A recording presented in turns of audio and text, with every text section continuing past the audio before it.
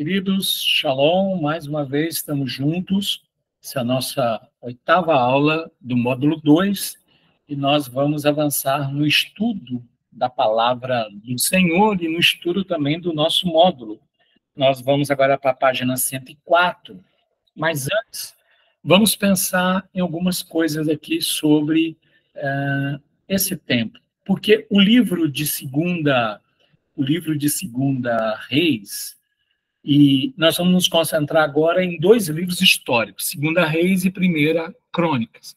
No livro de Segunda Reis, foi relatado como Israel caiu cativo pela Síria lá no ano 722 a.C.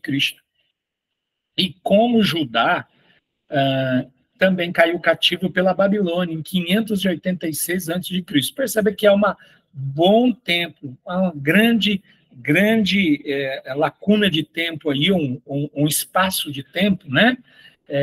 Isso foi o resultado direto dos juízos de Deus por causa do pecado e da desobediência à sua palavra. Então, a sua mensagem, a mensagem de Segunda Reis aqui, mostra que, a menos que haja um arrependimento genuíno, queridos, o pecado sempre traz o juízo e a disciplina de Deus. E aí, na página 104, módulo 2, página 104, o que nós temos lá?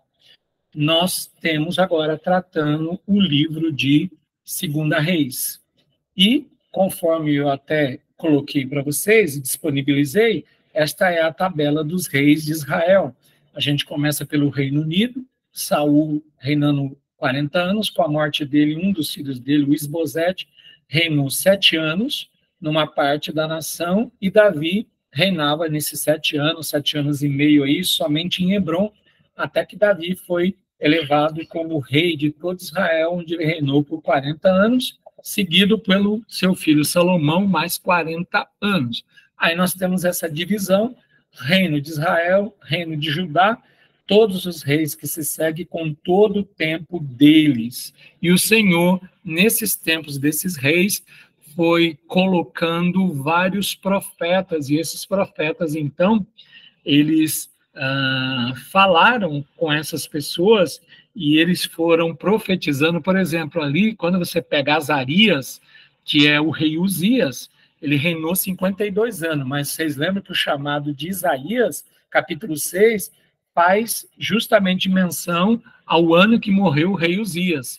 Ele teve uma visão no ano que havia morrido este rei. Então, o livro de Reis, ele tem 25, Segunda Reis, ele tem 25 capítulos em 4 divisões principais. Essa é a estrutura do livro.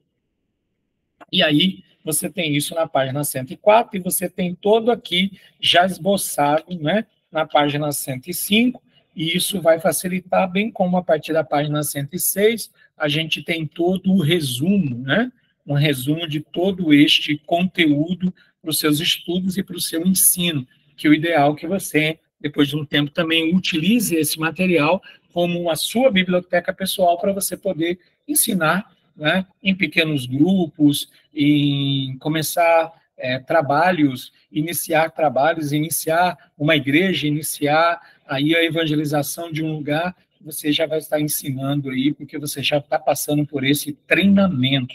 Então, você já vai sendo capacitado para poder ser usado por Deus. E aí nós temos aí as pessoas chaves desse livro. Nós temos aí Elias, com seu ministério muito marcante, Eliseu. Aí, para Eliseu, a gente tem Naamã, leproso, a gente tem Jeú, que vai ser uma pessoa ali que vai ser usada por Deus no início, depois Jeú perde o controle, né? Ele também começa a praticar coisas horrorosas, ele perde o controle e se torna um homem muito violento. Aí nós temos os reis Joás, Osés, Ezequias, Manassés, Josias e Zedequias. E a gente vai destacar alguns nessa noite. E aí nós temos palavras-chave que vão nos dar aí a tônica do livro, conforme a palavra do Senhor, reis que fizeram o que o Senhor reprova, israelitas deportados para a Síria, por fim, Judá levado para o exílio. Então, a gente começa a Segunda Reis com o reino dividido, continua, né? Continua a história do reino dividido, tudo está como dantes, porém, nem tudo assim como dantes, porque dos capítulos 1 a 16 nós vamos ver o declínio cada vez maior da nação.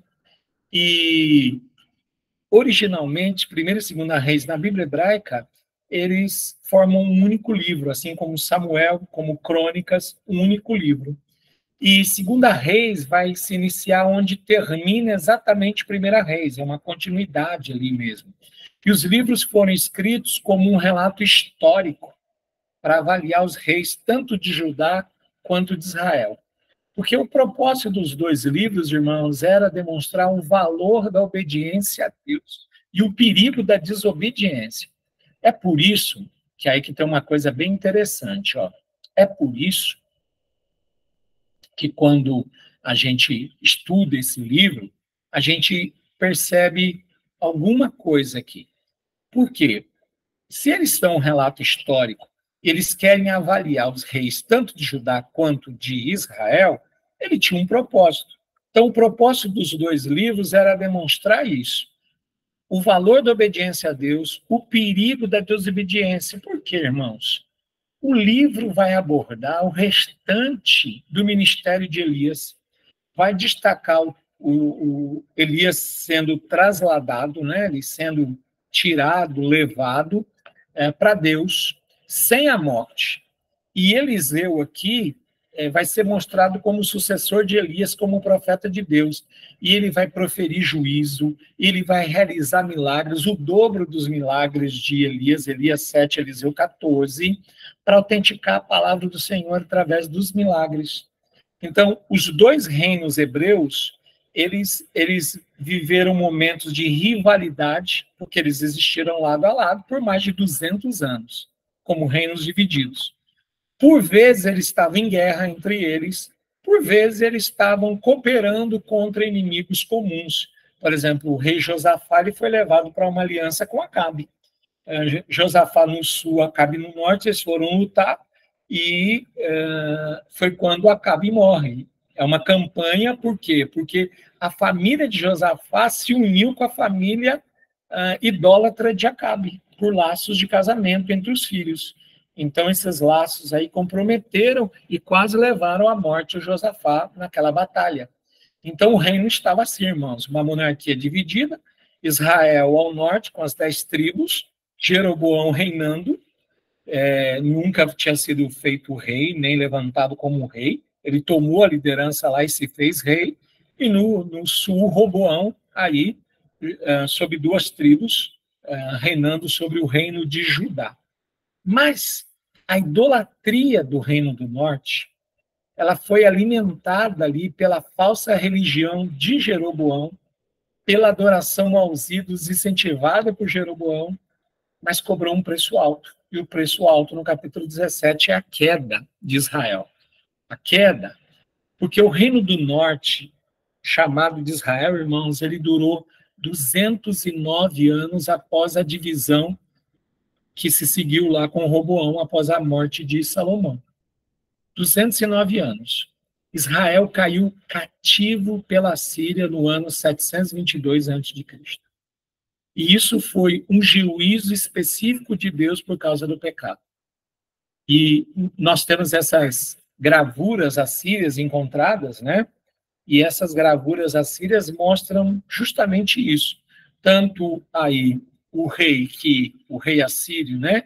Que ele que comanda e ele faz com que Israel seja levado cativo, quanto a gravura demonstrando justamente os israelitas sendo levados ao cativeiro e ali sendo conduzido pelos assírios. Então, as tribos do norte, Israel, elas jamais voltariam a recuperar sua identidade separada como nação.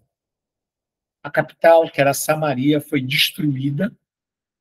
Alguns israelitas foram levados ao cativeiro, foram levados cativos.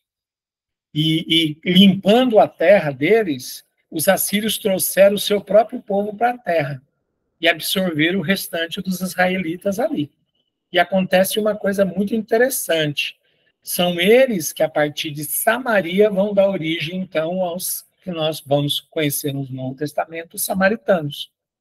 E, segundo Reis 17, 24, conta o que o rei fez. O rei da Síria trouxe gente da Babilônia, de Cuta, Ava, Hamat, Sefarvaim, e os estabeleceu nas cidades de Samaria para substituir os israelitas.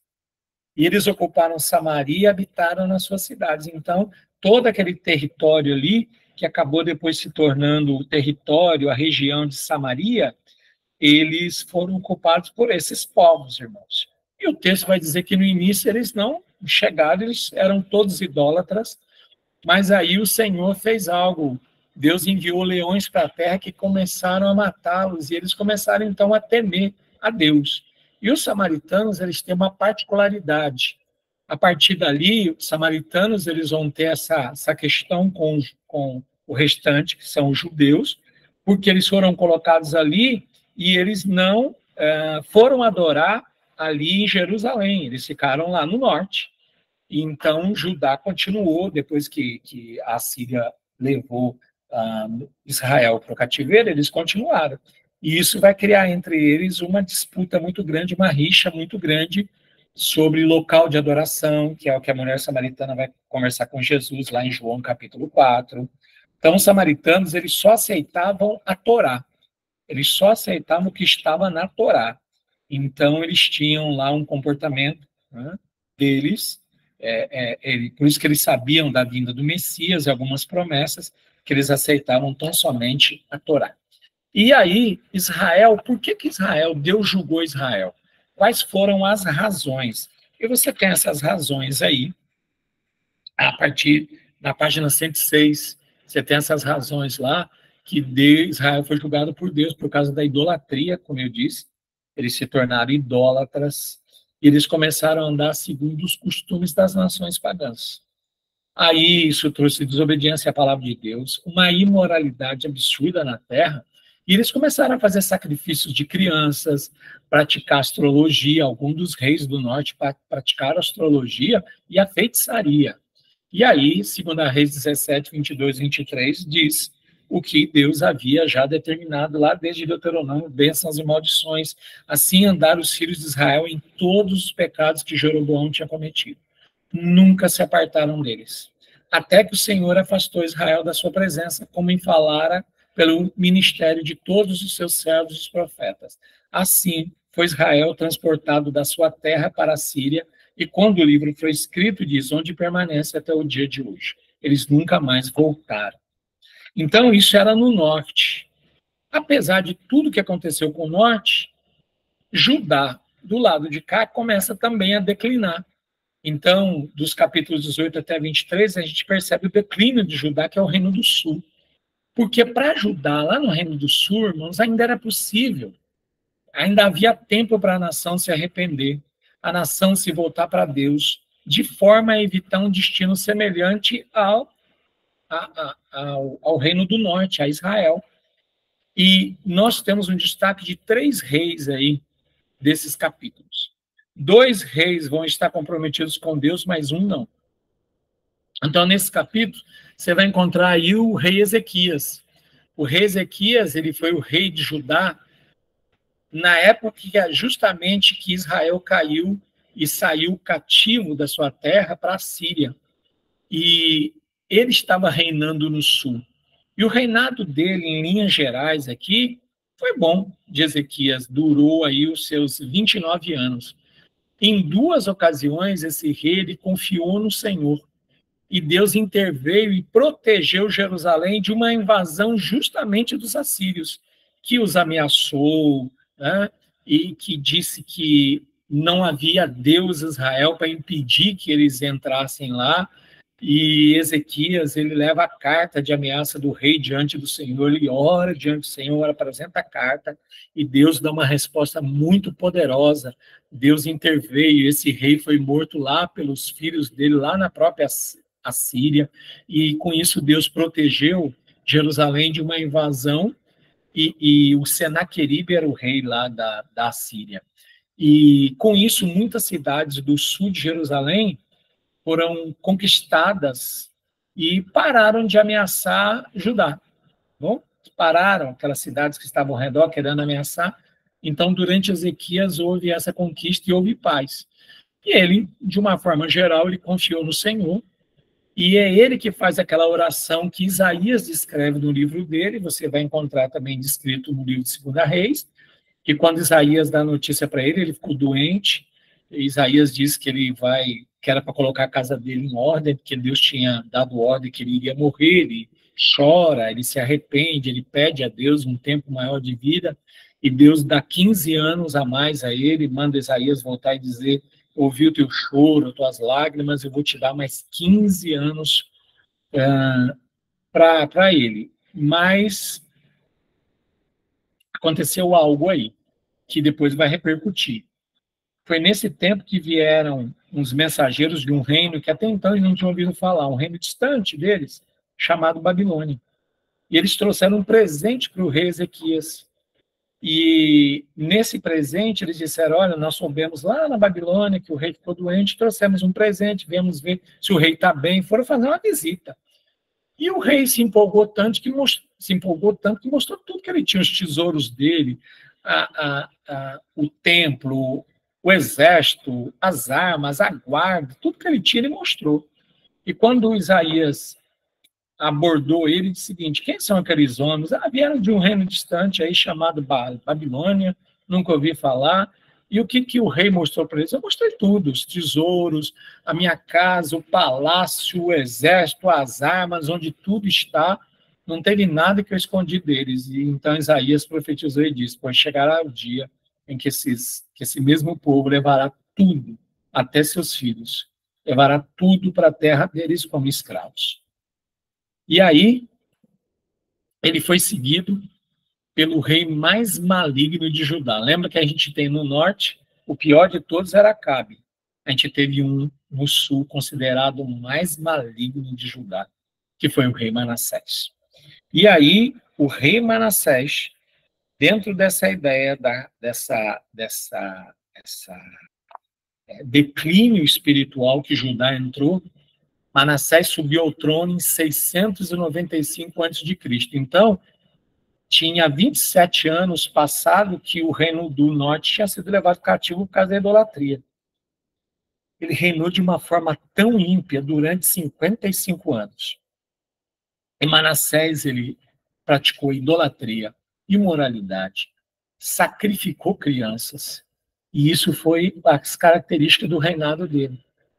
E à medida que ele oficializou a adoração a Baal, ele foi oficializando e estabeleceu em Jerusalém, que era o lugar do templo, ele estabelece lá, oficial, dado pelo decreto do rei, a adoração a Baal.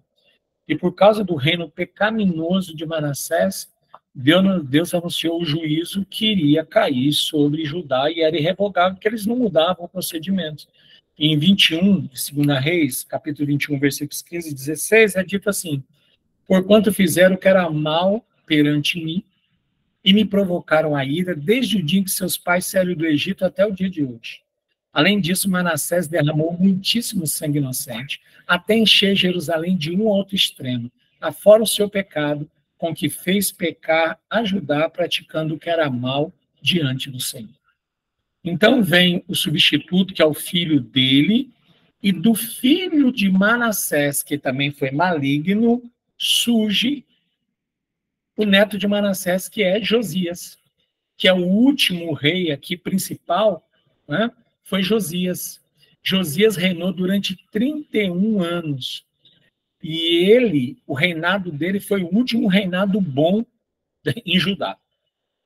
Isso foi mais ou menos entre 640 até 609. Então, ele durante 31 anos aí foi um bom rei, e ele tinha um coração voltado para Deus como Davi. E ele fez muitas reformas. E aí, essas reformas aí, página 107, ele removeu os ídolos da terra que o avô havia colocado e o pai mantinha. Ele reconstruiu o templo estava abandonado. Ele liderou um avivamento espiritual na nação. Ele renovou a palavra de Deus na terra. Ele encontrou o livro da lei, enquanto eles estavam lá mexendo no templo, lá, que estava abandonado, porque o culto a Baal era muito forte. Eles encontraram no templo o livro da lei, e foi lido diante dele, ele cai, ele se arrepende, ele chora, pede perdão, ele entende que eles como nação haviam pecado contra Deus, e ele faz com que todo o povo ouça a leitura da lei que foi dado para Deus a Moisés. E ele, então, renovou a celebração da Páscoa, que há muito tempo não se celebrava mais a Páscoa, como um memorial da lembrança da libertação deles do Egito. Eles tinham abandonado tudo isso, irmãos. Mas após a morte de Josias, 4 outros reis reinariam durante um total de mais ou menos 22 anos e meio. Mas todos eles foram malignos. Todos eles garantiram, asseguraram a queda de Judá. E durante esse tempo, quem estava profetizando em Judá era Jeremias, da parte de Deus. E lembra como ele foi perseguido, colocado para morrer mesmo, justamente porque ele estava profetizando justamente contra todos esses reis. E aí nós temos a queda de Judá, capítulos 24 e 25. A gente tem a queda de Judá, que ela está na página 107, e a Babilônia, que havia vindo lá com o rei Ezequias, voltou um bom tempo depois, já voltou em 605 e começou a impor o poder sobre Judá, e em 3 ocasiões diferentes deportou exilados para a Babilônia. Começou em 605 com o rei Jeoaquim, depois em 597 com o rei Joaquim, algumas pessoas acham que é o mesmo, não é, são 2 pessoas diferentes, e em 586 é a parte final da queda, porque até então a cidade não era destruída. Em 586 foi com o rei Zedequias, porque ele se revoltou contra os babilônios, e aí Nabucodonosor veio e ele matou, cegou Ezequias, ele matou muitos dos sacerdotes, eles destruíram todo o templo, eles levaram todos os objetos do templo para a Babilônia, todo o bronze, tudo que tinha no templo de valor, eles levaram e eles arrasaram com a terra. E é nessa época, em 605, só para deixar claro, Daniel e os outros judeus que eram príncipes proeminentes foram levados em 605 para a Babilônia. Em 597 foi um segundo grupo levado, e em 586 teve um cerco de 42 meses, ou 3 anos e meio, por Nabucodonosor, o rei da Babilônia. Depois disso, ele dá ordens para destruir Jerusalém, destruir o templo, queimar os muros da cidade, né, depois de destruir, e levou todo o povo para um cativeiro de 70 anos, deixando idosos e crianças para morrer lá na terra. Quem não morreu nessa batalha, ele deixou para morrer lá. Os mais capazes ele levou para ser servos, para servirem como servos dele lá na Babilônia. E aí, 2 Reis 25, 21, termina de uma forma um tanto melancólica, trazendo essa frase, que é característica para dizer assim: Judá foi levado cativo para fora da sua terra, e conforme profetizado por Jeremias, 70 anos ficaria fora, até para cumprir aqueles 70 sábados ou 70 anos de descanso da terra que eles haviam ofendido a lei de Deus e não cumprido. E aí isso vai nos levar para a página 112, que é o livro de 1 Crônicas. E 1 Crônicas, irmãos, ela serve agora para... E esse livro ele vem para enfatizar. Então, 1 Crônicas faz uma releitura de 1 Reis. Ele vai enfatizar as realizações de Davi. Então, Crônicas agora vai voltar para Davi para incentivar quem? Por que voltou lá em Davi, no Reino Unido? Por que volta em Samuel, 2 Samuel e 1 Reis? Porque, irmãos, os judeus estão no cativeiro. E aí esse livro é escrito para incentivar esses judeus que estão exilados na Babilônia a se lembrarem de que Deus havia prometido restaurar a monarquia governada por um descendente de Davi. Por isso que o livro contém, e nos 10 primeiros capítulos, os irmãos vão perceber que contém genealogias. Os 10 primeiros capítulos. E depois o registro dos livros, ou dos atos, dos feitos de Davi, do capítulos 11 até o 29. Então, vamos lembrar. precisamos lembrar de algumas coisas para a gente poder pensar aqui em crônicas. O que a gente precisa lembrar? Que 1 Samuel apresentou Davi como um oficial jovem, talentoso, membro da família de Saul. Lembra que ele se casou, né, com a filha de Saul, quando ele matou o gigante Golias, mas também perseguido pelo exército de Saul. Aí, quando a gente tem 2 Samuel, então 2 Samuel e 1 Crônicas vai apresentar um Davi maduro, que debaixo da autoridade de Deus governou como rei de Israel. Tanto que em Crônicas você não vai ter a questão do pecado de Davi, vai focar mais para animar lá os judeus que estão no exílio, fora da terra deles, a ideia e a perspectiva da volta que eles vão ter para a terra. O livro, a estrutura dele, na página 112, tem 21 capítulos, e esses 29 capítulos estão divididos aí em duas divisões principais, né? 29 capítulos em duas divisões principais. De 1 ao 9 a gente vai ter as raízes de Israel, ou do 1 ao 10, mais precisamente, e depois a gente tem até o 29 o foco sobre o reinado. O 10 já começa a falar de Davi, da escolha de Davi, e depois a gente tem os destaques aí. Por que é importante uma genealogia? Porque o povo está no cativeiro e depois é a genealogia que vai provar que eles vão voltar para a terra, que eles pertencem à tribo que saiu dali, às famílias que saíram dali, para voltar cada um para o seu pedaço, para a sua herança. Então, a gente vai ver, tanto em 1 quanto em 2 Crônicas, que cobrem praticamente o mesmo material coberto por 2 Samuel, 1 e 2 Reis. Mas a ênfase do livro de Crônicas era diferente, irmãos. Crônicas também relata a narrativa histórica, como os outros livros, mas faz questão ou faz de uma nova perspectiva. Aqui a gente tem uma perspectiva espiritual. Naquelas narrativas a gente tem uma perspectiva teológica que vai responder muito aos eventos que estão relatados tanto em 2 Samuel como no livro de Reis. Por exemplo, em Crônicas, depois em 2 Crônica, a gente vai ver, né, que a gente conhece muito 2 Crônica 7:14, mas se o meu povo se chama pelo meu nome, orar, buscar e se arrepender dos seus pecados, eu virei dos céus, ouvirei, sararei a sua terra. Então, nós temos Crônicas aqui, ele termina sendo um comentário divino do reinado de Davi e do reinado de Salomão. Por quê? Porque o livro tem 3 propósitos voltados lá para os judeus, para quando eles, pós-exílio com Babilônia, voltassem para a terra. Porque Deus queria mostrar para eles 3 coisas. Primeiro, a linhagem messiânica pura e clara através do rei Davi. Então, iria preparar para um dia a chegada do Messias. Messias, ele é chamado filho de Davi.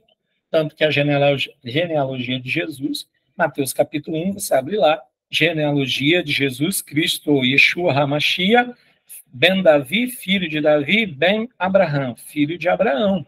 Então, a linhagem messiânica pura e clara através do rei Davi. O livro, por isso que tem a genealogia. Segundo, o fato de que, no geral, Davi e Salomão guardaram a aliança de Deus. Tiveram seus pecados, mas, no geral, ali, durante um tempo, né, mais Davi, fiel, Salomão, o coração se desvia no final, e a necessidade de focalizar a atenção na adoração do templo e na obediência a Deus. Por isso que também foi dado o exemplo deles. Por isso que o livro inclui, é a mais extensa das genealogias do Antigo Testamento, está ali. Está nesses 9 capítulos de 1 Crônicas. Porque ele quer traçar, e como eu disse, estabelecer a linhagem de Davi como a linhagem messiânica prometida, a linhagem real. Assim, o foco da atenção, irmãos, lá em 1 Crônica, recai sobre Judá, a tribo de Davi, de onde o Messias viria. Por isso que ele veio da tribo de Judá, porque ele é descendente de Davi, e Davi, então, lembra? Belém, Davi era de Belém, lá a menor das vilas, né, de Judá, era a vila de Belém, e de lá vai nascer o Messias, e Davi é a cidade de Davi, Belém, né, a cidade onde Davi estava, a cidade onde Davi nasceu, e a tribo de Judá. Segundo, Levi a tribo da qual surgiu o sacerdócio. Então, você vai ter a tribo de Levi também citada ali. Por que que isso vai ser importante? Vai ser proeminente na adoração do templo e no ensino após o retorno à terra. É quando a gente estuda Esdras e Neemias, a gente compreende por que foi importante a genealogia. A genealogia vai ser importante quando eles voltarem para a terra. E também o destaque para a tribo de Benjamim, a tribo de quem nasceu o primeiro rei de Israel, Saul, e que acolheu o rei Davi. A tribo de Benjamim, lá no princípio, eles acolhem o rei Davi. Então, o livro de Crônicas deveria ser uma verdadeira fonte de encorajamento para esse grupo de judeus que iriam retornar do exílio babilônico. Por isso que a gente tem a divisão do reinado de Davi, primeiro a gente vê as raízes, e termina agora com o reinado de Davi, capítulos 11 a 29. E nessa porção do livro aqui, irmãos, que vocês têm um resumo aqui na página 113, não é? Um esquema aqui muito interessante de apresentação, de divisão, com as partes muito importantes aqui. Nessa porção do livro, pouco do material é destinado a Saul, vocês vão perceber isso fazendo a leitura. Por quê? Porque o reinado de Saul não trouxe muita glória a Israel. Os pecados de Saul, né, eles são mencionados ali no livro, a morte dele é vista como tendo acontecido como resultado direto do juízo de Deus, que era o que a nação estava enfrentando lá na Babilônia, o juízo direto de Deus pela desobediência. Ali os principais guerreiros de Davi são louvados, ali que você vai encontrar Urias e os demais dando nomes e dizendo dos feitos heróicos dele. O exército de Davi é chamado o exército de Deus, porque eles lutam realmente com afinco em nome do Senhor. E aí você vai ver nessa parte do livro a prosperidade e o sucesso que a nação teve debaixo do reinado de Davi. Por quê? Porque ele guardou a aliança de Deus. E isso é destacado ali para justamente falar para essas pessoas, olha, vocês vão voltar e precisam também guardar a aliança com Deus. Então, não tem Absalão, nem a revolta dele. Destaca as vitórias de Davi sobre os filisteus. Por que são destacadas, salientadas?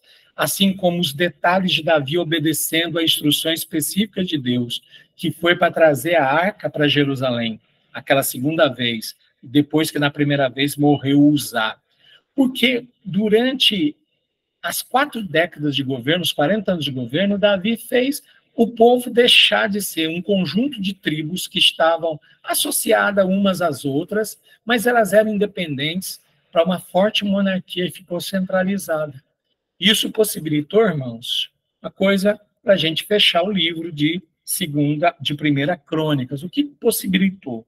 Possibilitou, e você vai ver isso na página 115, muito destacada, depois na página 117, que a nação de Israel prosperou da pobreza para uma economia rica, irmãos. Também a nação de Israel avançou da opressão para a conquista. Eles foram da opressão que eles viviam para uma conquista. Porque sob a autoridade de Davi, Israel ocupou um território 10 vezes maior que o anterior, que antes ele ocupava com Saul. E a adoração de pontos locais, a adoração passou, que estava distribuído nas tribos, para uma adoração centralizada em Jerusalém, que foi estabelecida por Davi como centro político e adoração da nação, já projetando o templo. Então, foi isso que ocorreu lá como importante.